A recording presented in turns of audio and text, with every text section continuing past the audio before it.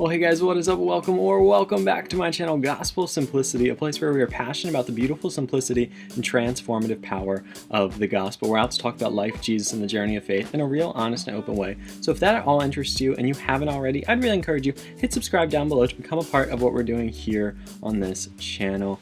Well, hey guys, I'm excited to jump back into our series, Learning to Pray, this discipline that should be as natural as breathing for us as Christians, but something that we so often set aside or relegate to a very small portion of our life, like before meals or before we go to bed. But in the Bible, we see prayer depicted as something dynamic and powerful and world-changing and something that should be cherished by us. And there's this disconnect between what many of us experience with prayer and what the Bible sets up prayer to be all about. So how can we bridge that gap, and how can we have a more biblical prayer life, a more dynamic prayer life, and a prayer life that we honestly look forward to and is something that we cherish and enjoy? And today I want to challenge you with the idea that your prayers are too nice. I know that might sound strange because isn't like our job as Christians to be nice? I'm not saying that the opposite of nice in this case is mean. I want to say that the problem is our prayers aren't honest, that we're praying things that sound so sweet when really that is not what we are feeling, and it's not doing us any justice. It's not doing God any justice for us to pretend like we're feeling something we're not feeling, because plot twist, he already knows what you're feeling. You might as well say it. So here's the thing, and I got this paradigm, this little phrase from a pastor friend of mine, Jonathan Moynihan from Mosaic Church in Maryland. Great church, look him up sometime, I'll link him down below. But he says this, and I want you to challenge you with this idea that so many of us are facing R-rated problems and only throwing out PG-rated prayers. We've got R-rated problems and PG prayers. And what I'm not advocating for you is for you to become vulgar in your prayers, to start cursing God. But what I am saying is it doesn't make any sense for us to be facing real issues and to respond with prayers that just look the same as they always do. God, thank you for this day. Thank you for this food. Yeah, if you could like give me an A on my test, that'd be cool. Thanks, bye.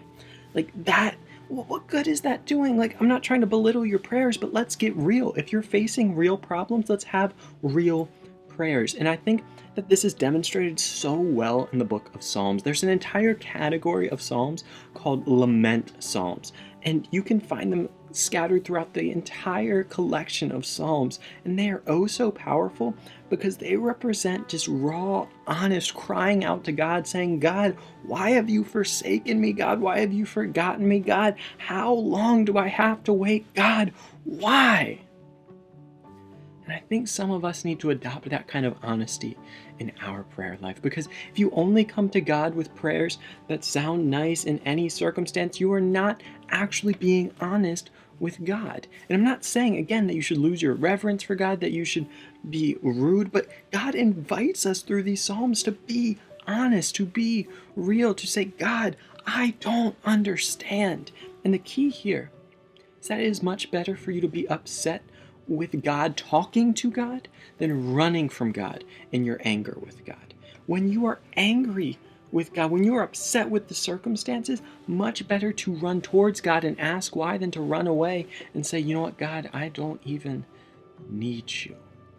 You see, for a healthy life as a disciple, as a follower of Jesus, there's going to be times when we don't understand why things are happening the way they are. It is part of life. It is part of the mystery of this journey we call life, when things simply don't make sense. But in those moments, we have these testings of our faith. Not are we going to pretend like it's not happening and just go through the motions. That's not the right answer. But the test is, will we run towards God or run away? And that says so much about our faith. And I can tell you personally, my story is that when I hit a tough patch in my life, when my sister stopped walking and my mom had breast cancer, I didn't run towards God. And I know for a fact my faith took a hit because of that.